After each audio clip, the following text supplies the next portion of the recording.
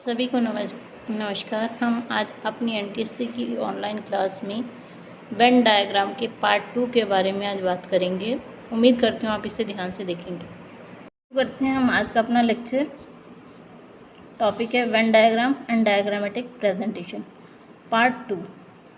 तो सबसे पहले हम कल वाले एक प्रश्न, कल जो आपको प्रश्न करवाए थे उसी के जैसे एक प्रश्न से देख लेते हैं कि आपको कितना आ गया। तो प्रश्न है, नीचे दिए गए आरेख में से शिक्षक, स्नातक और नेता के बीच सही संबंध को कौन निरूपित करता है। आपको ऑप्शन ए, बी, सी और डी दिए हुए हैं। तो देखिए इनमें संबंध है, क्योंकि जो शिक्षक हैं वो पढ़े लिखे हैं और जो पढ़े लिखे लोग हैं वो नेता भी हो सकते हैं और उनमें से कुछ शिक्षक भी हो सकते हैं। तो इसका आंसर आना चाहिए ऑप्शन ए, क्योंकि इन तीनों का आपस में रिलेशन है। देखिए इसका आंसर एक्सप्लेनेशन आप देखिए कि एक शिक्षक स्नातक और नेता भी हो सकता है और नहीं भी। एक शिक्षक स्नातक और नेता, एक स्नातक शिक्षक और नेता भी हो सकता है और नहीं भी, तथा एक नेता शिक्षक स्नातक हो सकता है और नहीं भी। मतलब तीनों आपस में कोरिलेटेड है। ठीक है, तो अगले प्रश्न पे चलते हैं। आज जो ये पैटर्न है वो डिफरेंट है। इस तरह के प्रश्न नेट के एग्ज़ाम में भी आते हैं। किसी भी कॉम्पिटिटिव एग्ज़ाम में आप जाएं तो उसमें ऐसे प्रश्न आते हैं। तो देखिए क्या कह रहा है, नीचे दिए गए आरेख में त्रिभुज भारतीय को, वर्ग शिक्षित को और जो वृत्त है वो कार्यरत, मतलब जो काम कर रहे हैं उन्हें दर्शाता है। अब बताइए कि कौन सी संख्या कार्यरत भारतीय जो अशिक्षित हों को दर्शाती है। तो आपको बताना है जो सिर्फ अशिक्षित हों लेकिन काम कर रहे हैं और भारतीय भी हैं। तो देखिए ये हमारा कॉलम किस चीज़ का है, भारतीयों का।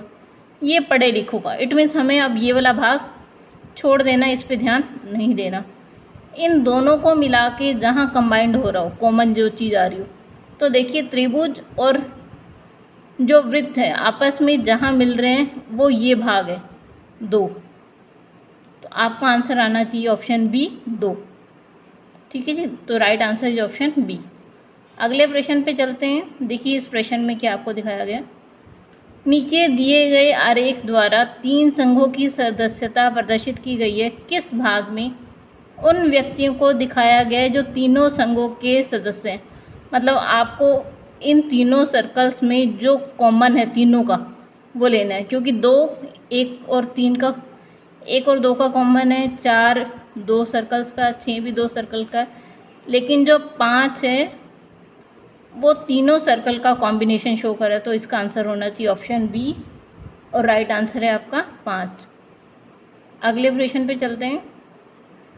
देखिए इसमें क्या किया गया है, निम्नलिखित पैरेशन में उस भाग को प्रदर्शित, आरेख उस भाग को प्रदर्शित करता है जो केवल दफ्तर कर्मचारी और रंग कर्मचारी हैं। तो हमें सिर्फ वो देखना है कि जो केवल दफ्तर कर्मी तथा रंगकर्मी हैं। तो जो ए है वो किसे रिप्रेजेंट कर रहा है, दफ्तर कर्मचारी को, बी रंगकर्मी और सी व्यवसायी। मतलब अब हमें सी को नहीं लेना, क्योंकि उसने हमें सिर्फ 2 चीज़ों का कॉम्बिनेशन पूछा है। जो दफ्तर कर्मचारी और रंगकर्मी हो तो वो हमारा यहाँ पे वो दोनों सर्कल मिल रहे हैं। तो हमारा ऑप्शन क्या आना चाहिए, आंसर ए आना चाहिए और ऑप्शन सी। अगले प्रश्न पे चलते हैं। देखिए क्या है, नीचे दिए गए चित्र में एल जो है वो अच्छे वक्ता हैं, जो एम है वो पोस्ट ग्रेजुएट हैं और जो एन है वो डॉक्टर को दर्शाता है। बताइए कि कौन सी संख्या अच्छे वक्ता को प्रदर्शित करती है। मतलब हमें सिर्फ इसे ढूंढना है जो ना तो पोस्ट ग्रेजुएट हो और ना ही डॉक्टर हो। तो मतलब ये दोनों चीज़ें हमें नहीं लेनी, तो वो चीज़ें हमें छोड़नी जो 2 के कॉमन में आ रही है। तो सिंगल पे क्या है, एक ही है हमारा।